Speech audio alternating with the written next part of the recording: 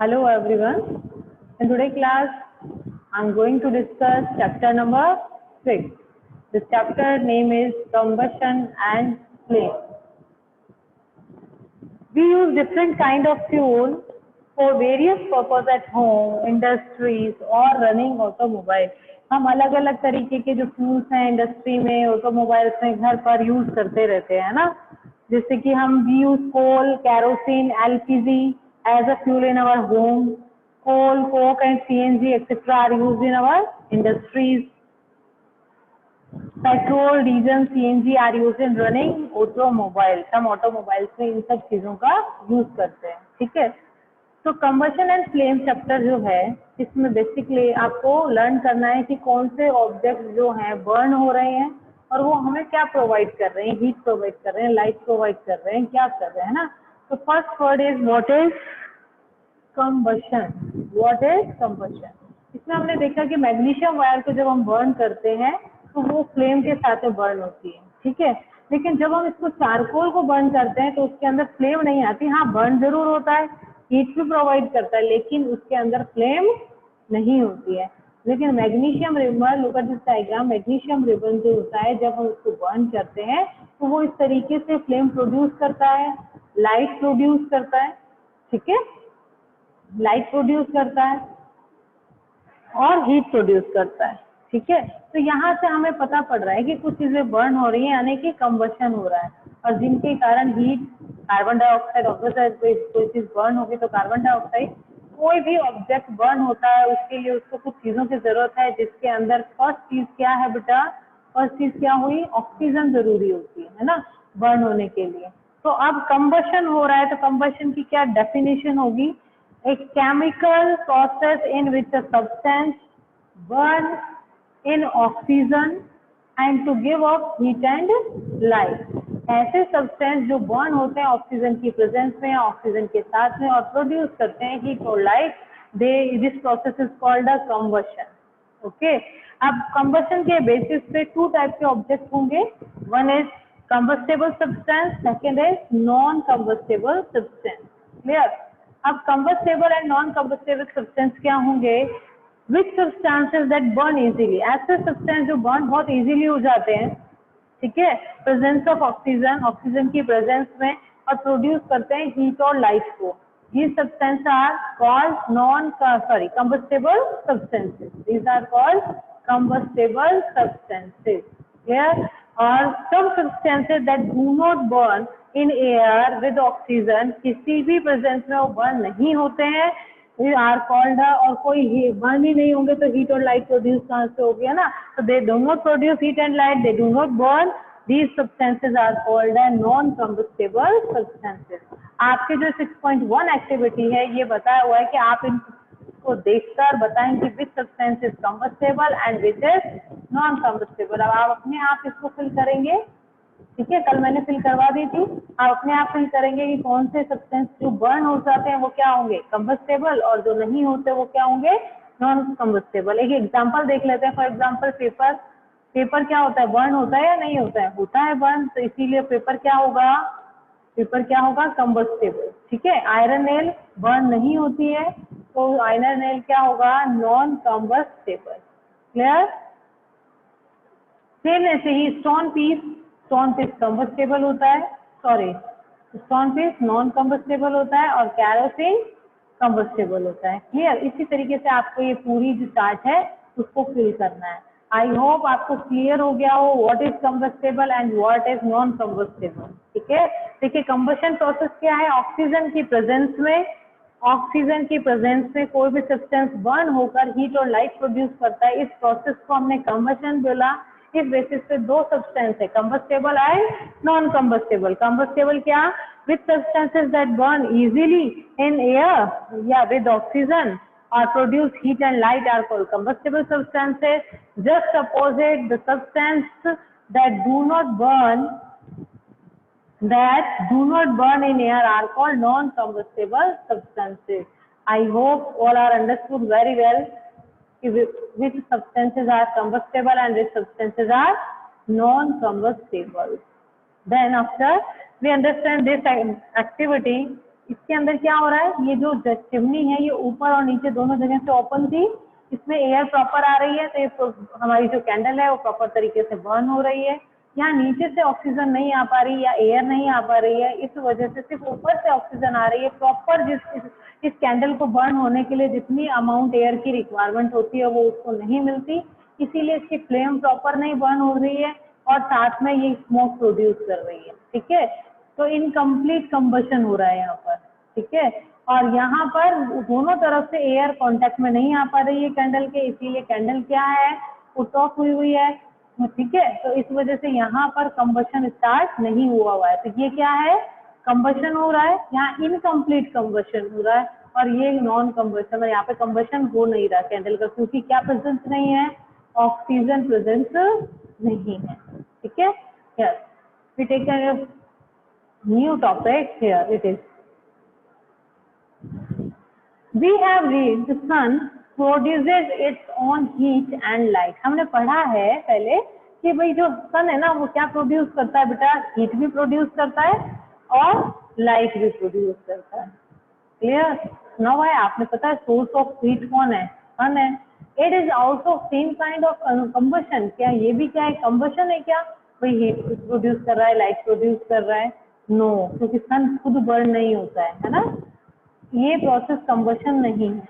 In the sun heat and light are produced by nuclear reaction. By कौन सा reaction बेटा, nuclear reaction. एक ये न्यूक्लियर रिएक्शन एक तो प्रोसेस होता है, उसके कारण सन जो है हीट और लाइट प्रोड्यूस करता है, ना कि खुद बर्न होकर हीट और लाइट प्रोड्यूस करता है। इसीलिए सन का जो ये प्रोसेस है वो कंबशन प्रोसेस नहीं है। क्लियर, ये जो प्रोसेस है व्हाट इज न्यूक्लियर रिएक्शन, ये आप हायर क्लासेस में 9-10 से रीड करेंगे। Okay, next activity, place a piece of burning wood. हम एक पीस लेंगे किसका, बर्निंग वुड का और चारकोल। चारकोल का, बर्निंग वुड को क्या बोलते हैं, चारकोल बोलते हैं। जली हुई आधी लकड़ी, जली हुई लकड़ी होती है उसी को चारकोल बोला जाता है। और एन आयरन प्लेट, और एक आयरन प्लेट ली और तवा लिया। ठीक है, तवा जानते हो, आयरन प्लेट भी उसी को तवा बोल दिया। ठीक है, तो हमने बर्निंग वुड और तवा लिया, cover it with a glass jar, और उसको एक ग्लास जार से क्या कर दिया, कवर कर दिया, और a tumbler, sorry with a glass jar और अ टम्बलर, ग्लास जार लिया टम्बलर में, और transparent plastic jar. Observe what happened, does charcoal stop burning. इसमें क्या किया है, इसमें क्या इसमें हुआ है, ये मान लीजिए कोई आयरन की प्लेट या हमारा तवा है, इसके अंदर हमने बर्निंग मतलब जलती हुई एक लकड़ी रख दी, क्योंकि उसमें फ्लेम तो होती नहीं है, सिर्फ वो रेड रेड रेड रेड ऐसे दिखाई देती है हमें पूरी अंदर से, है ना। तो इस तरीके से रख दिया, उसमें एक ट्रांसपेरेंट ग्लास हमने ऐसे पुट कर दिया है। ठीक है, अब इसको ऑब्जर्व कर रहे हैं कि ये जो चारकोल या वुड है ये बर्न हो रही है या नहीं हो रही है। तो आप क्या सोचते हो, can you think the reason why it stop burning. अब कुछ समय बाद में जब देखोगे तो ये चारकोल जो है बर्न हो रहा होगा क्या, नहीं हो रहा होगा। अब आपको रीजन बताना है कि हाँ Y it stop burning, Y it stop burning, because oxygen नहीं मिल पा रही उस चारकोल को, इसीलिए वो क्या कर दिया, उसने बर्निंग होना बंद कर दिया। ठीक है, next, you might have heard that when the clothes of a person catch fire. आपने सुना होगा कि किसी पर्सन के जो क्लोथ्स हैं उस पर क्या लग जाए, अगर फायर लग गया, यानी उस पर्सन के क्लोथ्स पे क्या हो गया, आग लग गई है ना। द पर्सन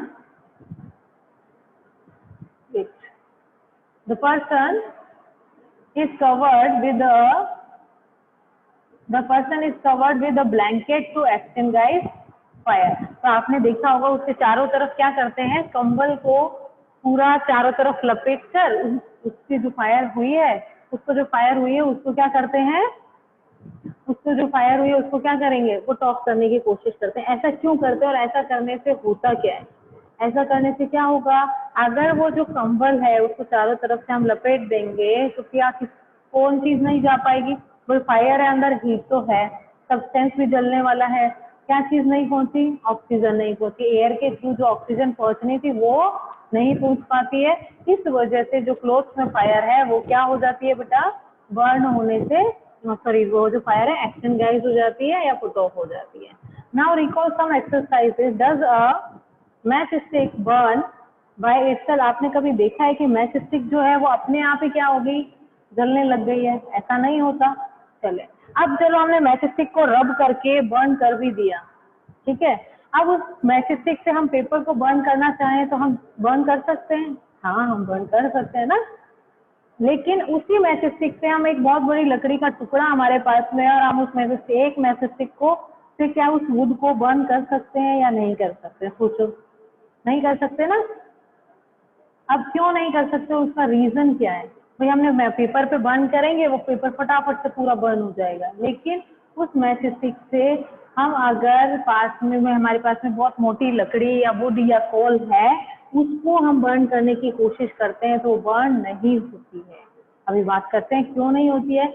लेकिन वो बर्न करना होता है वुड या कोल को, तो हम क्या करते हैं, या तो थोड़े पेपर और उसके आसपास लगाते हैं या थोड़ा केरोसिन ऑयल उसके ऊपर पुट करते हैं, है ना, तब उसमें क्या लग सकती है, फायर। तो ऐसा क्या होता है कि मैच स्टिक से पेपर तो बर्न हो जाता है, लेकिन लार्ज वुड है या कोल है वो बर्न नहीं हो पाता। ऐसा क्या चीज है? देखिए, किसी भी ऑब्जेक्ट को बर्न होने के लिए, ये अपन बात करेंगे अभी थोड़ी देर में, किसी भी ऑब्जेक्ट बर्न होने के लिए एक टेम्परेचर चाहिए होता है। आप सपोज कीजिए आप सबके हाथ में भी पेन तो जरूर होगा या पेंसिल जरूर होगी ना। हम देखते हैं कि एक पेंसिल हमारे पास में है, हमने उसको 10 डिग्री टेम्परेचर दिया, मतलब 10 डिग्री हीट दी, 20, 30, 50 बर्न नहीं हो रही अभी तक पेंसिल या जो हमारा पेन है वो बर्न नहीं हो रहा। 100 डिग्री सेंटीग्रेड पे 100 हीट दे दी उसको, तो भी वो टेम्परेचर जो इतना हाई हो गया तब भी वो बर्न नहीं हो रहा। और 120 किया तब भी बर्न नहीं हुआ। लेकिन जैसे ही हमने हीट 120.3 करी, 120.3 डिग्री सेंटीग्रेड, और जैसे ही हमने किया अचानक से उस पेन में क्या हो जाता है, फायर लग जाती है। क्लियर? ऐसे ही हर ऑब्जेक्ट का एक इग्निशन टेम्परेचर होता है।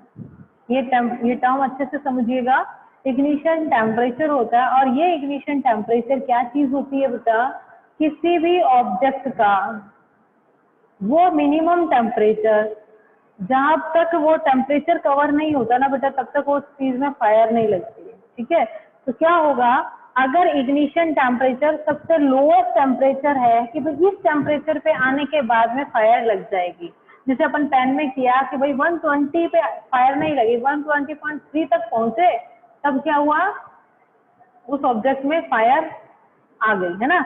और अगर हम 140 कर दें तो 140 तो पे तो फायर हो गई, क्योंकि उसका इग्निशन टेम्परेचर बहुत कम है। तो इग्निशन टेम्परेचर समझ पा रहे हैं आप क्या चीज है? इग्निशन टेम्परेचर वो लोएस्ट टेम्परेचर है, वो लोएस्ट टेम्परेचर है जिससे कोई भी ऑब्जेक्ट बर्न होना स्टार्ट कर देता है। ठीक है, अब ये ignition temperature each and every object का क्या होता है बेटा, डिफरेंट डिफरेंट होता है। पेन का अलग होगा, पेंसिल का अलग होगा,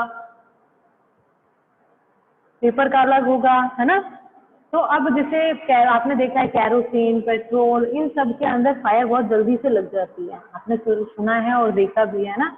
तो यानी कि इन ऑब्जेक्ट्स का, इन सब्सटेंसेस का इग्निशन टेम्परेचर क्या होता है बेटा, बहुत ही कम होता है।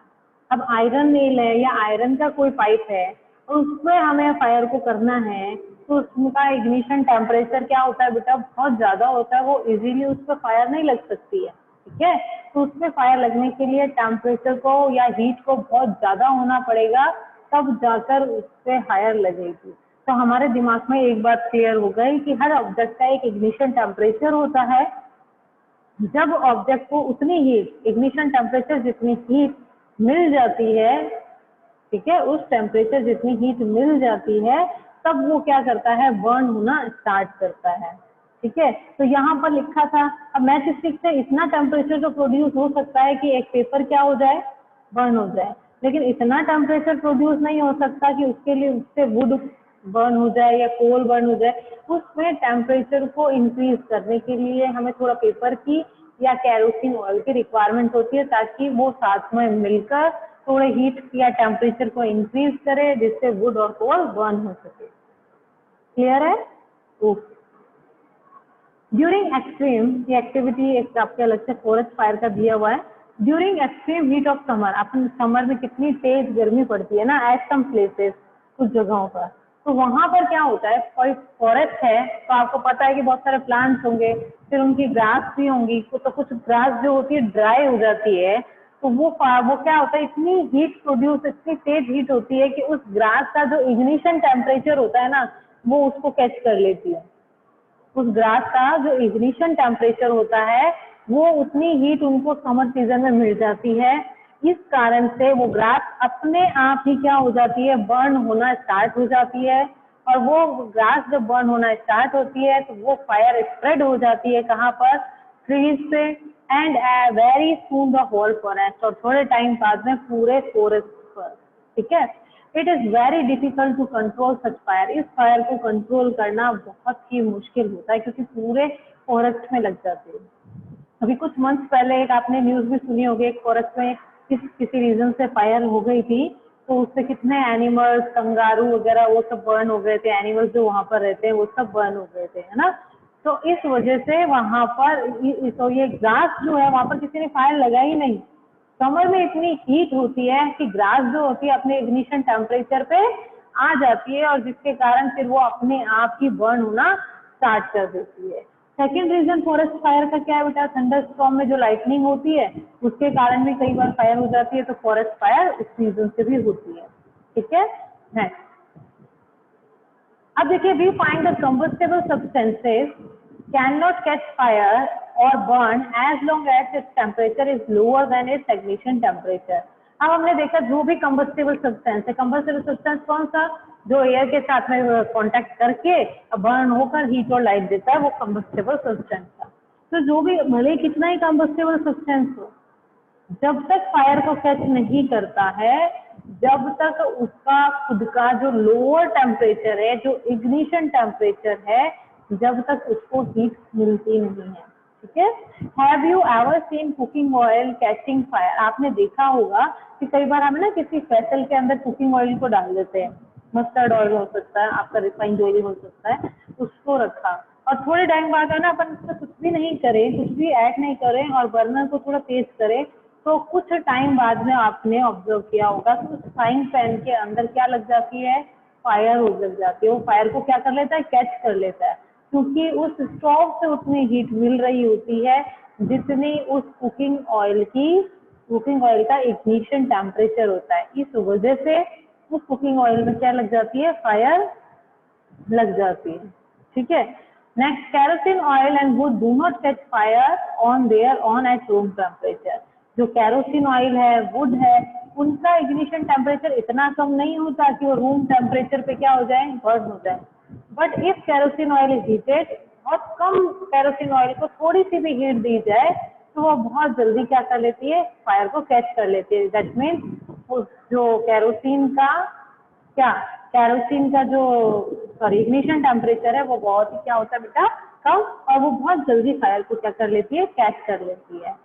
But if would is heated a little, अगर वुड को हम थोड़ी सी फायर या हीट देते हैं तो वुड बर्न नहीं होती है, it would be still not catch fire, वो फायर को कैच नहीं करती। Does it mean the ignition temperature of kerosene is lower then the wood? अब वुड और कैरोसिन ऑयल का कंपैरिजन अगर हम करते हैं तो उसका मीनिंग क्या हो गया कि कैरोसिन का तो इग्निशन टेम्परेचर कम होता है कंपैरिजन टू वुड के। Okay, does it mean that we need to take special care in storing kerosene oil? इसीलिए हमें कैरोसिन ऑयल को प्रॉपर स्टोरेज करना चाहिए। The following activity show that is essential for a substance to reach ignition temperature to burn. इसीलिए हमने अभी read किया कि भाई जो भी है आगे जो ये एक्टिविटी पढ़ेंगे कि इग्निशन टेम्परेचर से चीजें कैसे बर्न होती हैं। क्लियर? अब आपको मैं एक एग्जांपल देती हूँ, आपने पढ़ा होगा छोटी क्लासेस में कि सोडियम जो होता है वो कैरोसिन के अंदर उसको रखते हैं, नहीं एनवायरमेंट में फ्रीली उसको अगर रखते हैं तो वो क्या कर लेता है, रूम टेम्परेचर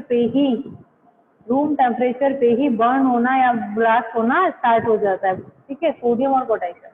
तो अब सोडियम और कैरोसिन का कंपैरिजन किया जाए तो किसका इग्निशन टेम्परेचर कम होगा, किसका कम होगा, सोडियम का। ठीक है, आपको इग्निशन टेम्परेचर की टर्म का मीनिंग समझ में आ गया?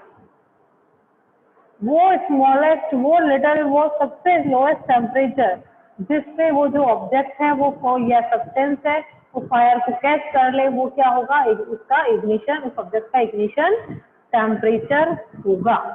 आई थिंक इट्स क्लियर। वापस से रिपीट करते हैं definition. The lowest temperature to which substance must be heated to catch fire and start burning is called the ignition temperature. Different substances have a different ignition temperature. हर substance का अपना अलग ignition temperature होता है। अब LPG हो गया, CNG हो गया, कैरोसिन, पेट्रोल, अब इन सब का comparison to other ignition temperature क्या होगा, ज्यादा या कम? कम होगा, तभी तो बहुत जल्दी वो बर्न हो जाते हैं। क्लियर? ओके, नेक्स्ट एक ये छोटा सा पॉइंट है आपका कि मैच स्टिक का इन्वेंट कैसे हुआ था, वही मैच स्टिक कैसे बनने लगी थी, तो द हिस्ट्री है मैच स्टिक की। ठीक है, तो वो रीड करते हैं। The history of the match stick is very old. जो हिस्ट्री है मैच स्टिक की वो बहुत पुरानी है। मोर देन 5000 ईयर एगो, लगभग 5000 ईयर पहले स्मॉल पीस एक पाइन वुड का लिया था, उसको डिप किया था किसके अंदर, सल्फर के अंदर उसको डिप कर दिया था और use as a message in ancient time. वो इसको एज अ मैसेज स्टिक क्या करते थे, यूज करते थे पहले, सॉरी इजिप्ट में। ठीक है, the modern safety match was develop only about 200 year ago. जो मॉडर्न जो अभी जो अपन यूज कर रहे हैं सेफ्टी मैच स्टिक जो है वो सिर्फ 200 साल पहले ही उसका इन्वेंट हुआ है।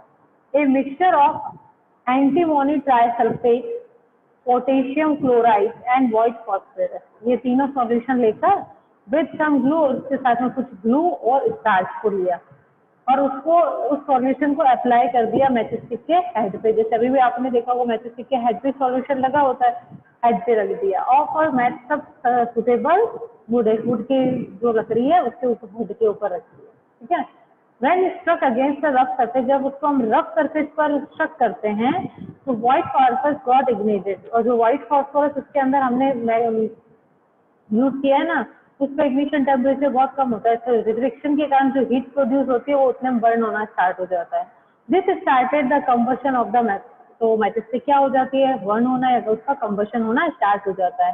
However white phosphorus prove to be dangerous, तो थोड़े टाइम में पता पड़ा ये व्हाइट फास्फोरस जो होता है बहुत डेंजरस होता है वर्कर्स के लिए, वर्कर के लिए भी, जो इसको मैन्युफैक्चर कर रहा है उन वर्कर के लिए भी और जो यूज कर रहे हैं उनके लिए भी, दोनों के लिए जो ये व्हाइट फास्फोरस है वो हार्मफुल था, इसीलिए इसको फिर बंद कर दिया गया। उसमें फिर कुछ चेंजेस लाए गए।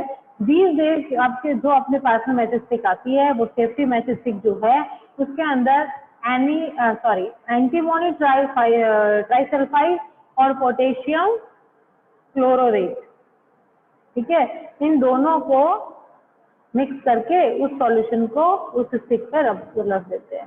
द रबिंग सरफेस, और रबिंग सरफेस यानी कि जो मैच स्टिक के ऊपर आपको ब्राउन कलर की चीज जो जहाँ पर आप उसको रब करते हो उस जगह पे क्या किया, ग्लास का बहुत फाइन पार्टिकल, बहुत फाइन पाउडर जो था वो, और उसके साथ में रेड फॉस्फोरस को क्या कर दिया, यूज किया। जो रेड फॉस्फोरस है व्हाइट फॉस्फोरस के कंपैरिजन में लेस डेंजरस होता है।